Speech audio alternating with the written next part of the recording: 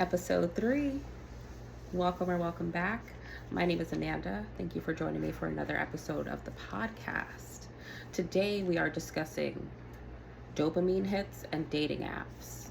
So, as a person who has historically been on dating apps for a number of years, 4 years to be exact, I recently deleted my dating apps.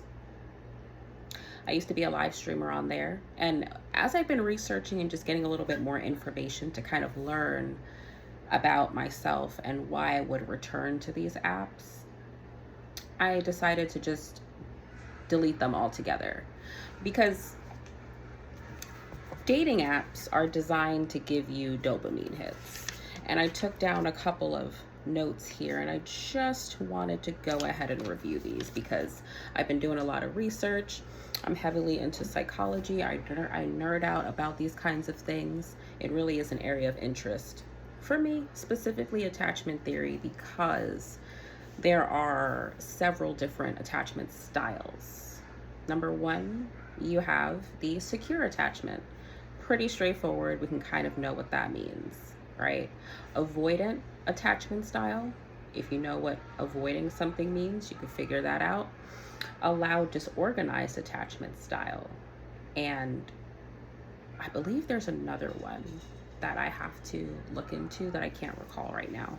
But I promise you I'll come back in another episode and we'll review attachment styles again. We're going to discuss attachment styles quite a bit because this is what I've been researching.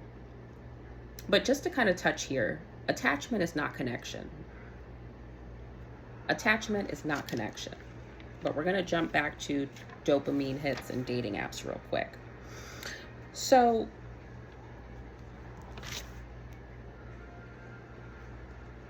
a lot of people don't have a reliable network of family and friends IRL in their real life. So, you go to dating apps and hope that you find a stranger who won't hurt you. We're lacking bonding hormones. Our nervous system is in fight or flight constantly, and we're not providing serotonin to be content.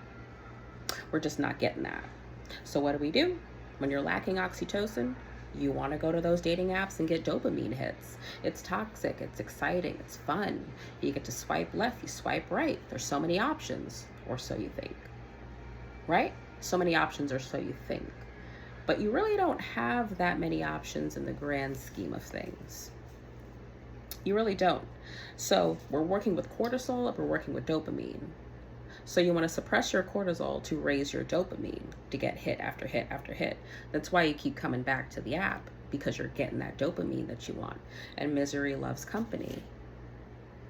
A lot of people on dating apps are miserable. That's why they're there in the first place. That's the gag. That's the crazy part.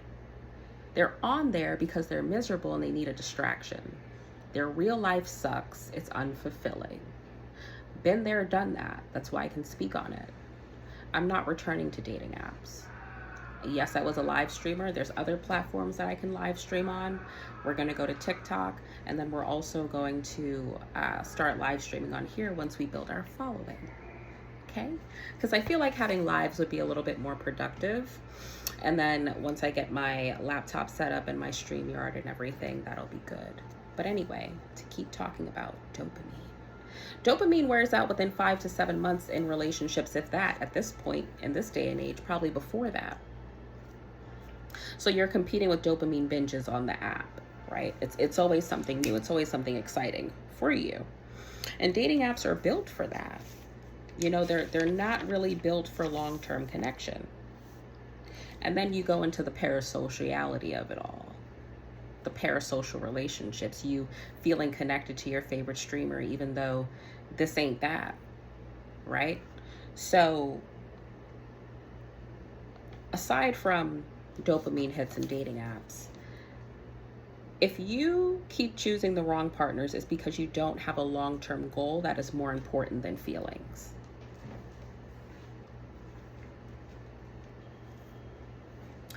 If you keep choosing the wrong partners, it's because you don't have any long-term goals bigger than your feelings. More important than your feelings.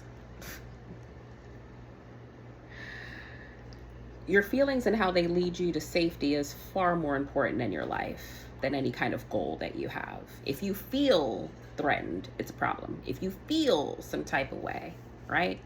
But our feelings always get in the way. Always. As somebody who is working on their feelings and their emotions, I can tell you, self-regulation will be your best friend. So making short-term decisions based on feelings and safety. This is a hard thing to break. Telling someone to stop feeling safe or being safe is not easy. But if you have willpower, then that's amazing.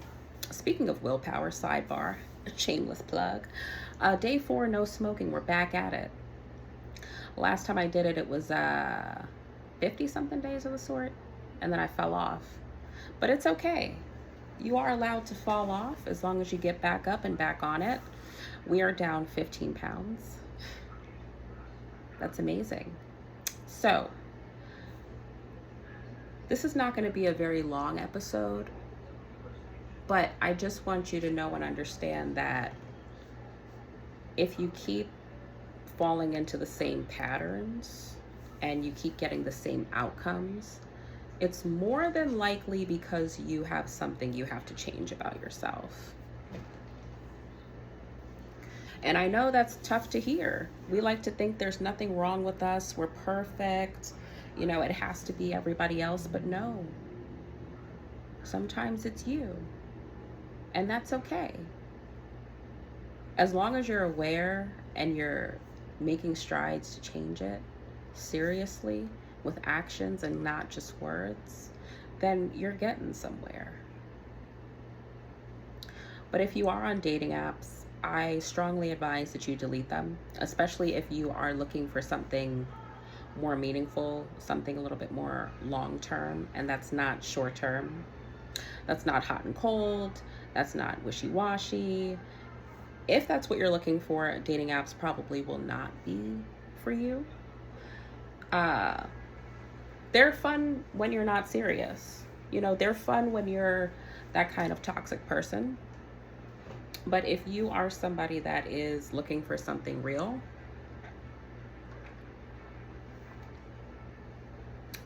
get off of there. Just get off for your own good. Okay? And embrace the solitude. Embrace being by yourself. Because when you're by yourself, that's when you can truly discover and learn about yourself. If you're always distracting yourself, if you're always doom scrolling, if you're always hanging around people, talking to people about things that aren't beneficial to you, you're just doing yourself a disservice. You owe it to yourself to improve, to grow, to see where you can go, to get busy. You owe it to yourself. So why wouldn't you give that to yourself? Why? You deserve it, certainly. But the kind of person that you are, you deserve it. There's no reason why. Well, let me not say no reason. There's a reason for most things. But you gotta believe you deserve it. That's the first step. Talking to you from experience. And we're going on this journey together. This is the 3rd episode. Consistency is key. This is this is a new like project and venture for me. I'm so excited to get the ball rolling. I'm excited for this to blow up. I'm excited for it to go in a good direction. I'm still figuring out my formatting, but just take a chance and believe in yourself. You don't need dopamine hits from dating apps. Go outside, touch grass, get sunlight. There's dopamine outside. Get off your phone, stop doom scrolling, and get into reality. There is no escape. There is none. And any escape you think you're getting is short term. You can try and numb the pain, but it'll never go away, like Kid Cudi said. And he was telling the truth. And the truth shall set you free. Until next time, Thank you for listening to episode 3. Uh, if you have not subscribed, please make sure that you subscribe to the channel, turn the notification bell on, and also make sure that you like the video. I will see you guys in the next episode. And if there's anything that you guys want me to talk about, feel free to comment, message me, email me. Let me know what you want me to talk about. I'm more than happy to do so. Okay, until next time. And be kind to yourself. Bye.